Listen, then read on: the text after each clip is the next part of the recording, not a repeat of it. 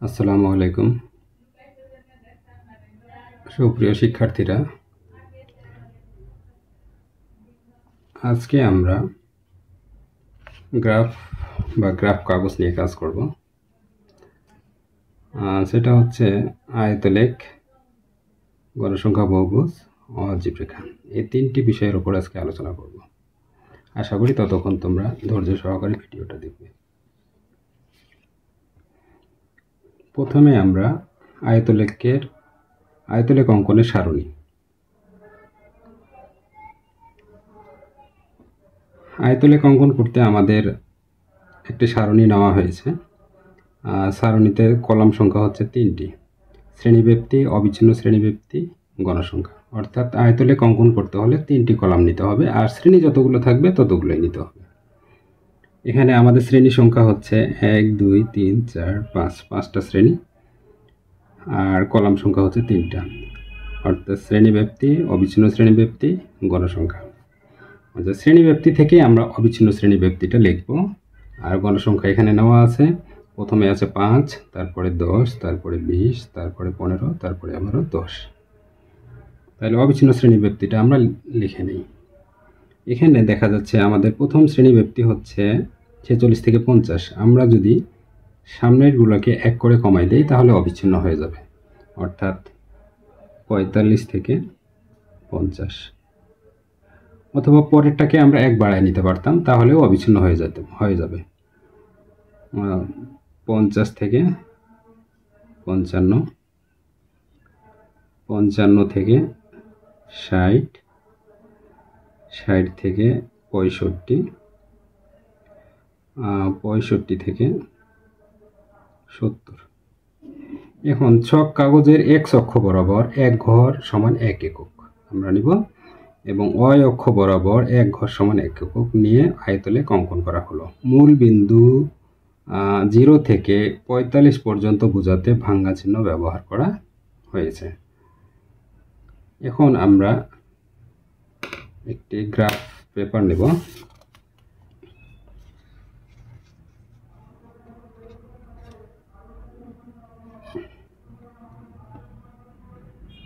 Graph পেপারের আমাদের এখানে দুইটা, আমরা একটা X অক্ষ এবং একটা Y অক্ষ নিতে হবে। উপরের দিকে আমরা নিব Y অক্ষ, এটা হচ্ছে Y অক্ষ, আর নিচের দিকে নেব X অক্ষ।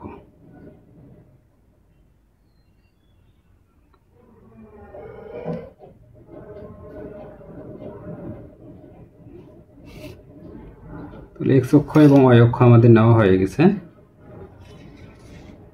এখন আমরা এখানে মূল বিন্দু নিব, এরপর আমরা মূল বিন্দু থেকে 5 ঘর ভেঙে নিব। এখানে আমরা বলেছি যে মূল বিন্দু থেকে 45 পর্যন্ত বোঝাতে ভাঙা চিহ্ন ব্যবহার করা হয়েছে। অর্থাৎ তাহলে আমাদের এখানে প্রথম যে আমরা শ্রেণীব্যাপ্তিটা লিখব সেটা হচ্ছে 45। তাহলে আমরা এইভাবে লিখি, এই দাগের উপর দিয়ে লিখতে হবে, একদম দাগের উপর দিয়ে 45, 45। তারপরে আছে 50, তারপরে আছে 55, দাগের উপর দিয়ে, একদম দাগের উপর দিয়ে। তারপরে হচ্ছে 60, 65,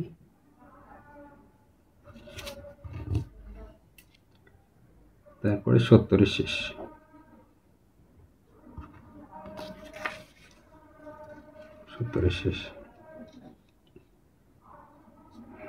আচ্ছা, এটা হচ্ছে আমাদের অবিচ্ছিন্ন শ্রেণীব্যাপ্তি। এখানে লিখে দেবো নিচে দিয়ে অবিচ্ছিন্ন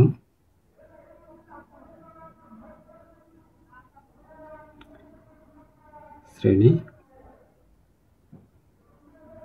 ব্যক্তি। আর এখানে আমরা যেহেতু 1 ঘর সমান, তাহলে 5 ঘর সমান 5 একক, 5, এটা হবে 10, এটা হবে 15, এটা হবে 20, সর্বোচ্চ 20 পর্যন্ত আছে, 20 পর্যন্ত নিলাম, সর্বোচ্চ আছে আমাদের 20। আমরা করতেছি আয়তলেখ। এরপর এইদিকে নেব আমরা গণসংখ্যা।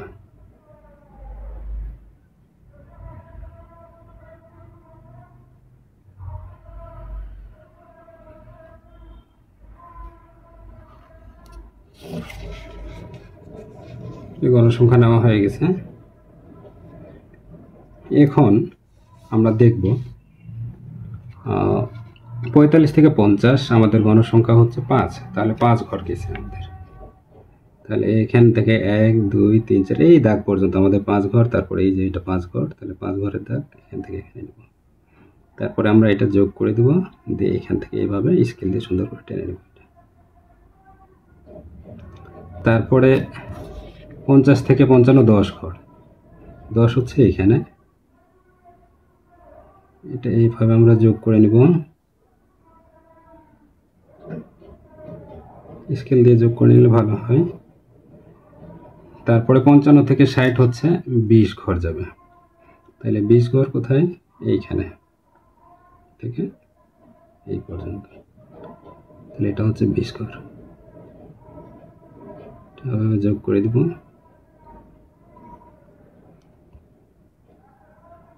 এভাবে যোগ করে দেব আমরা 20 ঘর। এরপরে হচ্ছে 15 ঘর, 15 ঘর আমাদের এইটা যোগ করে আছে, এখানে এইটা এই পাশেরটা আমরা যোগ করে দেব x অক্ষের সাথে। তারপরে হচ্ছে 10 ঘর, এটা যোগ করে দিই এভাবে 10 ঘর। তাহলে এটা হচ্ছে আয়তলেখ, দেখতে আয়তের মতো অর্থাৎ আয়তাকার, এই জন্য এটাকে বলা হয় আয়তলেখ।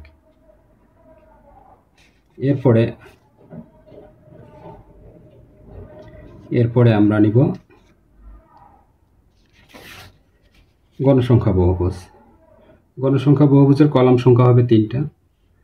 এখানে শ্রেণীব্যাপ্তি 46 থেকে 50, 51 থেকে 55, 56 থেকে 60, 61 থেকে 65, 66 থেকে 70।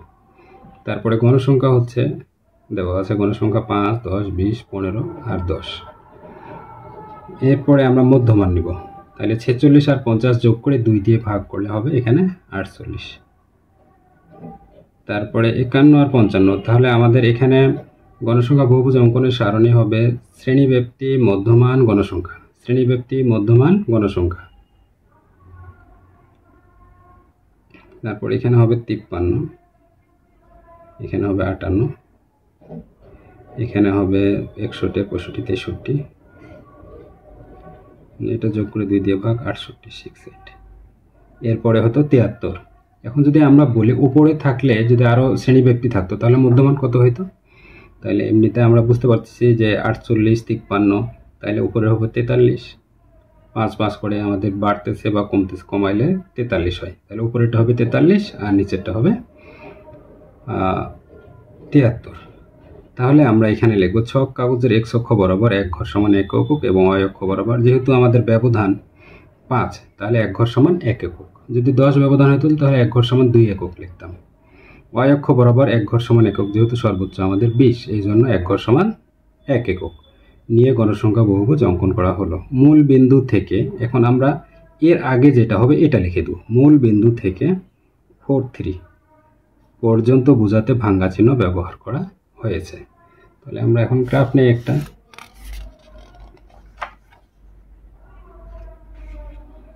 আগের মতোই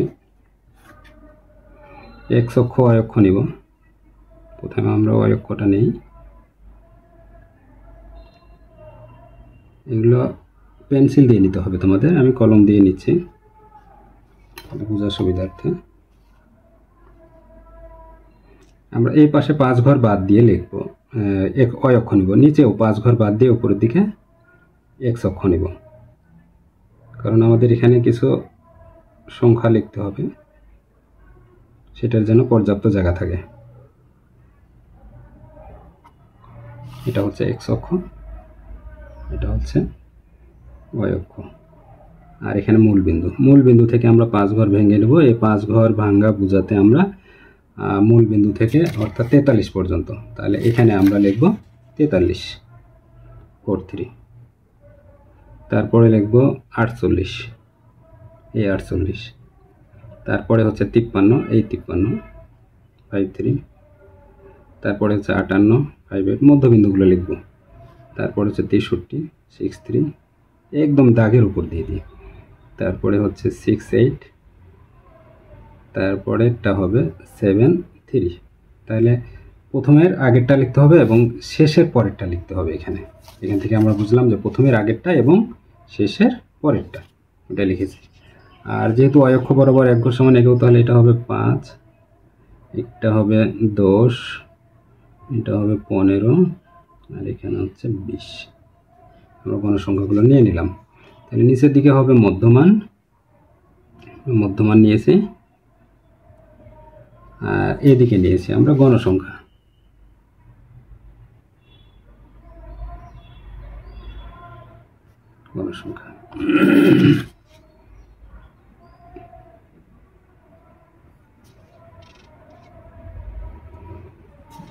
যখন আমাদের 43 তখন আমাদের গণসংখ্যা ছিল না, এখানে গণসংখ্যা নাই। যখন 48 তখন গণসংখ্যা হচ্ছে 5, তাহলে এই 5 নিব আমরা একটা দাগ। 43-এ তখন 0, আর যখন আমরা দেখলাম যে 48 তখন গণসংখ্যা হচ্ছে 5। যখন 53 তখন গণসংখ্যা কত? 10, তাহলে 10 ঘর নিব। এখানে যে 5 আর এটা হচ্ছে 10, এই যে 10। যখন 58 তখন গণসংখ্যা হচ্ছে 20, তাহলে 20 ঘর নিব। এই যে 10 15, এখানে হচ্ছে 20। যখন 63 তখন হচ্ছে 63 হলে 15, তাহলে 15 এখানে হবে। তারপরে যখন 68 তখন এই যে 5 10 10 ঘর। তারপরে যখন 73 তখন 0 ঘর, মানে গণসংখ্যা নেই, 0 ঘর। তাহলে এগুলোকে আমরা এখন যোগ করে দিতে পারি। স্কেল দিয়ে সুন্দর করে একটা একটা করে যোগ করে দিবা তোমরা। আমি হাত দিয়ে করে দিচ্ছি তোমাদের দেখার সুবিধার্থে। এটা থেকে এটা সোজা করবে, তারপরে এখান থেকে এইখানে, তারপরে হচ্ছে এখানে, এখান থেকে এখানে, আর এখান থেকে হচ্ছে এখানে, শেষ। এটা হচ্ছে আমাদের গণসংখ্যা বহুভুজ। তাহলে প্রথমে গেছিল কত? 5, তারপরে গেছিল 10, তারপরে হচ্ছে 20, তারপরে গেছিল এখানে 15, এভাবে লিখে দিতে পারো তোমরা। তারপরে হচ্ছে এখানে 10। এ হচ্ছে আমাদের গণসংখ্যা বহুভুজ। এরপরে আমরা অজীব রেখা নিয়ে আলোচনা করব। অজীব রেখা অঙ্কনের সারণী। এখানে শ্রেণীব্যাপ্তি, অবিচ্ছিন্ন শ্রেণীব্যাপ্তি, গণসংখ্যা, ক্রমযোজিত গণসংখ্যা। তাহলে এখানে কলাম সংখ্যা হচ্ছে 4টা: শ্রেণীব্যাপ্তি, অবিচ্ছিন্ন শ্রেণীব্যাপ্তি, গণসংখ্যা, ক্রমযোজিত গণসংখ্যা। তো অবিচ্ছিন্ন শ্রেণীব্যাপ্তি এর আগেও করেছিলাম আমরা এটা থেকে। তাহলে 45 থেকে 50, সামনেরগুলো 1 কমাই দিয়েছে, অথবা পরেরটাকে 1 বাড়াই দিতে পারো। তারপরে 50 থেকে 55, 55 থেকে 60, আর 60 থেকে 65, আর 65 থেকে হচ্ছে 70, 70-এ শেষ। এরপর ক্রমযোজিত গণসংখ্যা, গণসংখ্যার যোগফল। প্রথমে যে 5 আছে এই 5টা আমরা লিখব, এরপরে পরবর্তীগুলো যোগ করে দেব। 5 আর এই 10 কত হবে? 5 আর 10-এ যোগ করলে 15, 15 আর 20 35, তারপরে হচ্ছে 35 আর 15 50, 50 আর 10-এ হচ্ছে 60। তাহলে ক্রমযোজিত মোট গণসংখ্যা হলো 60। ছক কাগজের এক অক্ষ বরাবর যেহেতু ব্যবধান আমাদের 5, 1 ঘর সমান 1 একক, এবং যেহেতু সর্বোচ্চ হচ্ছে আমাদের ক্রমযোজিত গণসংখ্যা 60, এই জন্য অক্ষ বরাবর 1 ঘর সমান 2 একক নিতে হবে 60। অর্থাৎ 50 বা 35 থেকে বেশি গেলেই, 35 থেকে 40 50 60 এরকম যদি হয়, তাহলে 1 ঘর সমান 2 একক নিলে ভালো হয়। অর্থাৎ আমাদের ঘরগুলো সুন্দর দেখাবে। বিন্দুগুলো মূল বিন্দু থেকে এখানেও 45 পর্যন্ত বোঝাতে ভাঙা চিহ্ন ব্যবহার করা হয়েছে। তাহলে মূল বিন্দু থেকে আমরা এটাকেও দেখছি।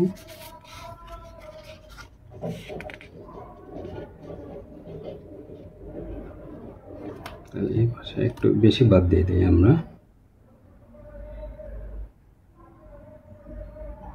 y অক্ষ নেব।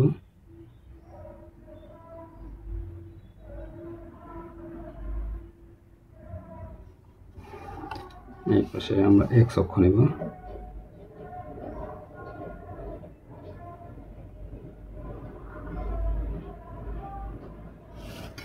তাহলে এটা হচ্ছে x অক্ষ, এটা হচ্ছে y অক্ষ। এটা মূল বিন্দু, মূল বিন্দু থেকে 5 ঘর ভেঙে নিই, এটাকে আমরা কত লিখব? 45। তাহলে এই পাশে লিখি, আমরা দাগের উপর দিয়ে লিখব 4 5, তারপরে হচ্ছে 5 0 5 5, তারপরে হচ্ছে 6 0 6 5, তারপরে 7 0 তে শেষ। আচ্ছা, এই পাশে যেহেতু আমাদের 1 ঘর সমান 2 নিয়েছি, তাহলে 5 ঘর সমান হবে 10, 10 হবে 20, এটা হবে 30, 40, এখানে 50, এখানে হবে 60।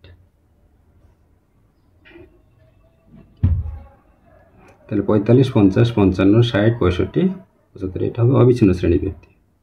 অবিচ্ছিন্ন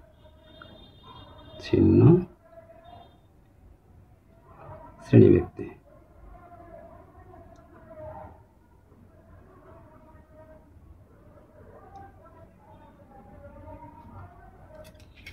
তারপরে এই পাশেরটা আমরা লিখব ক্রমযোজিত গণসংখ্যা।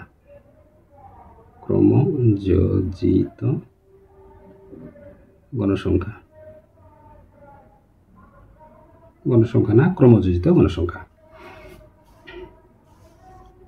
এখন আমরা বিন্দুগুলো বসাবো। প্রথমে আমাদের 45-এ শুরু হয়েছে, আর 50-এ গিয়ে কততে শেষ হচ্ছে? 5। 5-এর অর্ধেক কত? তাহলে 2.5। 2 কত হবে? এটা 2, এটা 4, আর এটা হচ্ছে 5, মাঝামাঝি, এই ঘরের মাঝামাঝিতে। এরপর 15 অর্ধেক হচ্ছে 7.5, তাহলে এটা 5 6 7, 7.5 কত হবে? এই মাঝামাঝি, এই মাঝামাঝিতে। তারপরে আছে আমাদের 35 অর্ধেক হচ্ছে 17.5, তাহলে 10, এটা 15 16 17 17.5। এরপর হচ্ছে 50-এর অর্ধেক হতো 25, তাহলে এটা হচ্ছে 50, এই 50 এখানে বসাই দিতে পারি আমরা ডাইরেক্ট সরাসরি। তারপর 70-এ গিয়ে কত? 60 কোথায়? এই যে এখানে 60-এর এখানে মিলে গেছে। এখন আমরা এটা স্কেল দিয়ে যোগ করে দিতে পারি।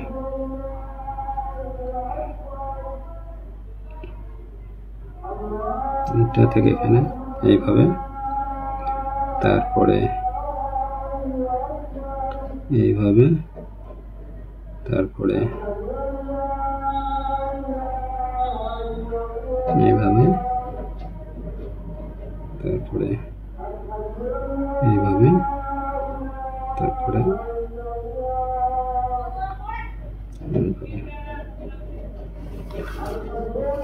আশা করি তোমরা বুঝতে পারতেছো।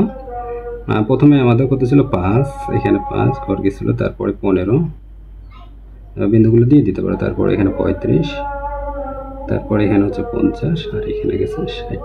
এভাবে দিলে ভালো বোঝা যায়, শিক্ষকের দেখতে সুবিধা হবে, অর্থাৎ শিক্ষক ফ্রেন্ডলি তোমাকে অঙ্ক করতে হবে বা সমাধান করতে হবে, যেন শিক্ষক সহজেই দেখে বুঝতে পারেনি। তো এই হচ্ছে আজকের আমাদের সমস্যাগুলো সমাধান করলাম। আশা করি তোমরা মনোযোগ সহকারে দেখলে বুঝতে পারবে, তোমরা ভালোভাবে উপকৃত হবে। ধন্যবাদ।